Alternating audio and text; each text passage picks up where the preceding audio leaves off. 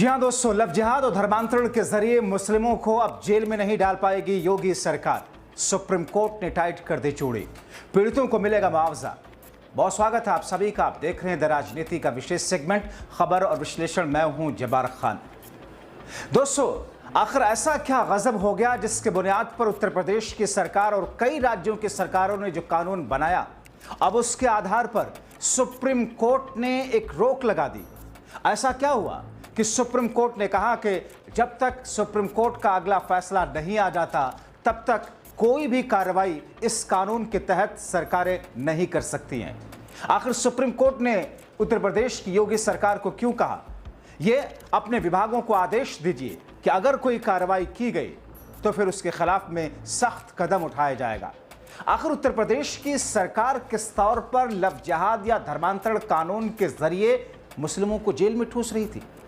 मगर supreme court ने लंबे समय तक जेल में कैद रखने के बाद निर्दोष पाए गए लोगों को लेकर क्या कुछ कहा है, क्यों कहा कि उसे भारी मुआवजा देना होगा, विस्तार से आपको बताते हैं दोस्तों। अंत तक इसे जरूर देखें।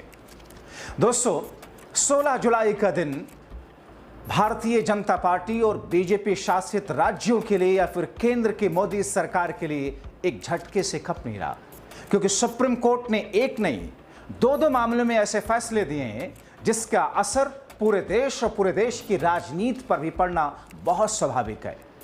दोस्तों, सुप्रीम कोर्ट ने एक तो लव जिहाद और धर्मांतरण के कानून को लेकर के याचिका पर सुनवाई करते हुए फौरी तौर पर कानूनी कार्रवाई करने से राज्यों को रोक दिया, और दूसरा, सुप्रीम कोर्ट ने सीधे सीधे याचिका पर सुनवाई करते हुए कहा कि साहब, आप लंबे समय तक किसी को उठाकर जेल में बंद रखते हैं, 5 साल, 10 साल, 20 साल, और फिर वो अदालत से बरी होकर निकलता है, तो फिर राज्य सरकार या सरकारें उसको उस स्तर का मुआवजा क्यों ना दें। दो ऐसे फैसले जिसने पूरे देश में हलचल मचा दी है। दोस्तों, सुप्रीम कोर्ट ने लव जिहाद और गैरकानूनी धर्मांतरण के खिलाफ उत्तर प्रदेश में बने विवादास्पद लव जिहाद और धर्मांतरण कानून को चुनौती देने वाले याचिका पर राज्य सरकार को नोटिस जारी कर सख्त लहजे में तीखे सवाल पूछ लिए। सुप्रीम कोर्ट का यह फैसला ऐसे समय में आया जब इस कानून को लेकर के पूरे देश में हंगामा मचा था, जब इस कानून और इस कानून के तहत होने वाली कार्रवाइयों को लेकर के मुस्लिम समुदाय को टारगेट करने की बातें और टारगेट करने के आरोप लगाए जा रहे थे। अब ऐसी स्थिति में जब पूरे देश में इस किस्म के सवाल उठ रहे थे, तो ऐसे में याचिका लखनऊ के सामाजिक कार्यकर्ता रूपरेखा वर्मा नाम के एक व्यक्ति की तरफ से दाखिल की गई। उन्होंने अपनी याचिका में दलील दी कि यह कानून विभिन्न धर्मों से संबंध रखने वाले जोड़ों को परेशान करने का एक जरिया बन गया, जिसे लव जिहाद कहा जाता है। आप सोचिए दोस्तों कि यह लव जिहाद वर्ड आया कहां से। चूंकि ग्लोबल लेवल पर जिस तरीके से इस्लामिक टेररिज्म का वेस्टर्न मीडिया ने एक वर्ड दिया और उसके बाद में भारतीय मीडिया ने इस्लामिक दहशतगर्द, इस्लामिक टेररिज्म का नाम दिया, मगर भारत में देश के अंदर भारतीय जनता पार्टी ने कैसे इस्लामिक जिहाद, इस्लामिक टेररिज्म के आड़ में लव जिहाद, लैंड जिहाद, वोट जिहाद, न जाने कौन कौन से जिहाद की परिभाषा तय करती, जबकि लव जिहाद नाम की कोई स्थिति, कोई चीज एग्जिस्ट ही नहीं करती है। संसद के भीतर जब इसको लेकर के सवाल पूछा गया था तो गृह मंत्रालय इस पर खामोश था, उनके पास में इसकी डेफिनेशन नहीं थी, इसका कोई आंकड़ा नहीं था। देखा जाए अगर गहनता के साथ में दोस्तों, तो देश की किसी भी अदालत ने सीधे तौर पर ऐसा कोई से मामला किसी अदालत में साबित नहीं हुआ जिसमें सीधे सीधे लव जिहाद के लिए जिम्मेदार ठहराया गया और कहा गया ये लव जिहाद है। दोस्तों, अब ऐसे में जिस अंदाज में अगर मुस्लिम समुदाय, हिंदू समुदाय या दो समुदाय के लोग शादी करते हैं और उसके बाद में सरकारें कैसे उन पर शिकंजा कसती हैं, कैसे उनको जेल में डालती हैं, प्रताड़ित लोग लगातार परेशान थे। ऐसे में जो याचिका दाखिल करी गई, जिसमें वर्मा का कहना है कि इस कानून की आड़ में किसी को धर्मांतरण के आरोप में आसानी से फंसाया जा सकता और फंसाया जाता है, जिससे व्यक्तिगत स्वतंत्रता, संवैधानिक अधिकारों का हनन हो रहा है। याचिका में यह कहा गया कि जब तक मामले की सुनवाई पूरी नहीं हो जाती है तब तक सुप्रीम कोर्ट उत्तर प्रदेश सरकार को इस अधिनियम के तहत दर्ज मामलों में कोई भी कार्रवाई न करने का आदेश दे। सुप्रीम कोर्ट ने इस नई याचिका को पहले से ही लंबित इसी तरह के मामलों के साथ में जोड़ दिया है। यह संकेत देता है कि शीर्ष अदालत इस मुद्दे पर व्यापक सुनवाई करने की तैयारी में है। आपको बताएं कि उत्तर प्रदेश विधि विरुद्ध धर्म परिवर्तन प्रतिषेध अधिनियम साल 2020 को बीजेपी सरकार ने लव जिहाद के कथित, अब दोस्तों ये लव जिहाद बीजेपी और पालतू मीडिया के नफरती वर्ड्स हैं, लव जिहाद के बढ़ते मामलों को, कथित लव जिहाद के बढ़ते मामलों पर अंकुश लगाने के उद्देश्य से लागू किया था। हालांकि मानवाधिकार कार्यकर्ताओं, कानूनी विशेषज्ञों का मानना है कि यह कानून अल्पसंख्यकों, अंतरधार्मिक जोड़ों को निशाना बनाने के लिए इस्तेमाल किया जा रहा है। इस संवेदनशील मुद्दे पर सुप्रीम कोर्ट की आगे की कार्रवाई पर सबकी नजर है। दोस्तों, सुप्रीम कोर्ट ने अब ऐसी स्थिति में जो फैसला लिया है, जो कुछ कहा है कि जब तक इस पूरे मामले को लेकर के सुनवाई आगे नहीं बढ़ती, इस पर फैसला नहीं आता, तब तक इस पर कार्रवाइयां ना की जाए। सवाल अब आकर के यहां टिका हुआ है, क्या इस कानून को लेकर सुप्रीम कोर्ट कोई बड़ा हस्तक्षेप करते हुए कोई कदम उठाएगा? क्या अगली सुनवाई में इस कानून को लेकर के कोई ऐसा नया अंदाज दिखेगा जिसमें भारतीय जनता पार्टी की सरकारों ने जिस तरीके से इस कानून के माध्यम से अल्पसंख्यक समाज के युवाओं को परेशान करने के लिए कथित तौर पर जो फॉर्मूला निकाला है उस पर अंकुश लगेगा? दोस्तों, इतना ही नहीं, दूसरी तरफ सुप्रीम कोर्ट ने एक अहम फैसले में कहा, अगर किसी को गलत तरीके से लंबित समय तक जेल में रखा जाता है तो उसे मुआवजा देने के लिए सरकारों को आगे क्यों नहीं आना चाहिए? सुप्रीम कोर्ट ने यहां तक कहा कि इसे मुआवजा देने के लिए अब कानून बनाने की जरूरत है। यानी कि अगर ऐसा कानून बन गया दोस्तों कि अगर किसी को गलत तरीके से लंबे समय तक जेल में रखा गया और वो निर्दोष साबित हुआ,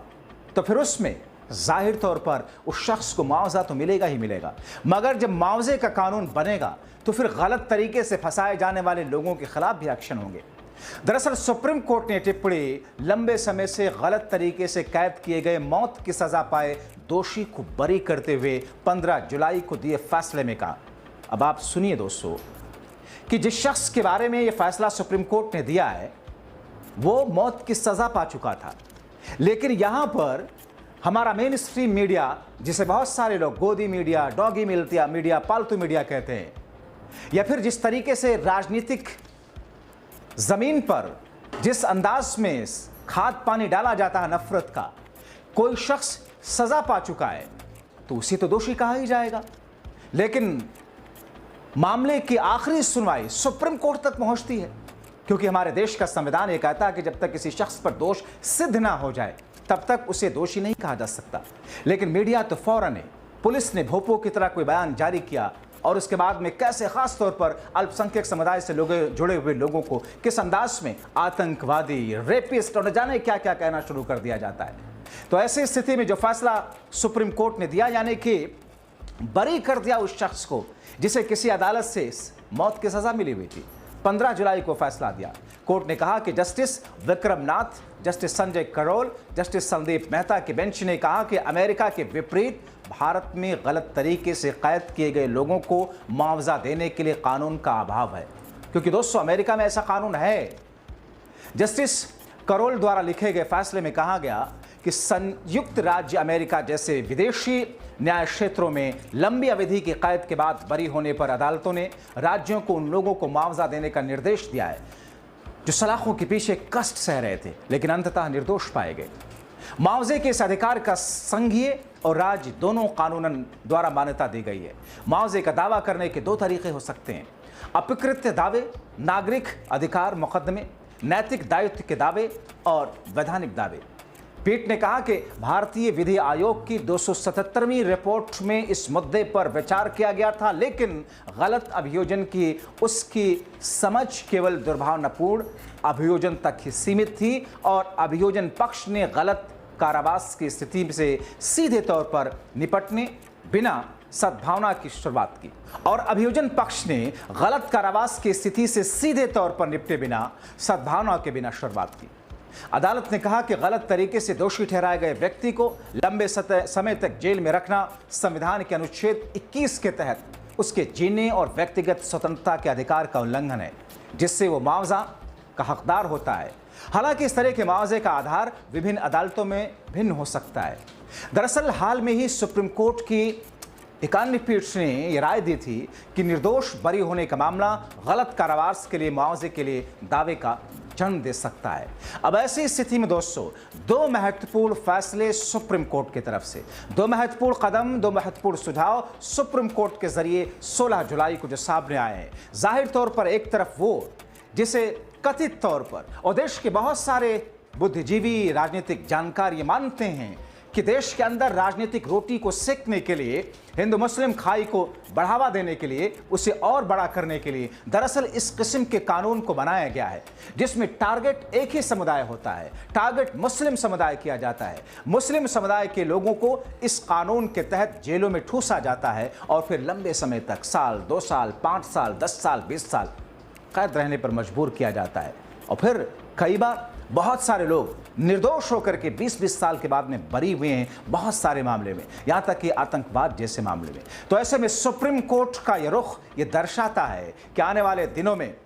सरकारों, केंद्र की सरकार हो या फिर राज्य की सरकार या फिर एजेंसियां, जिनके मनमाना तरीके से किसी निर्दोष को सालों साल जेल में रहना पड़ता है, किसी निर्दोष शख्स के ऊपर गलत तरीके से कानून का दुरुपयोग करके जिस अंदाज में उसे फंसाया जाता है, अब उस पर अंकुश लगे। देखना होगा आगे आने वाले दिनों में सुप्रीम कोर्ट इस मामले को लेकर के जब व्यापक सुनवाई करेगी तो उसके बाद फैसला क्या आता है। फिलहाल आपका क्या कहना है 16 जुलाई की सुप्रीम कोर्ट के अंदर इन दोनों मामलों को लेकर के सुनवाई और उस पर सुप्रीम कोर्ट के रुख को लेकर अपनी राय कमेंट बॉक्स में जरूर लिखें। अभी के लिए इतना ही, बहुत शुक्रिया।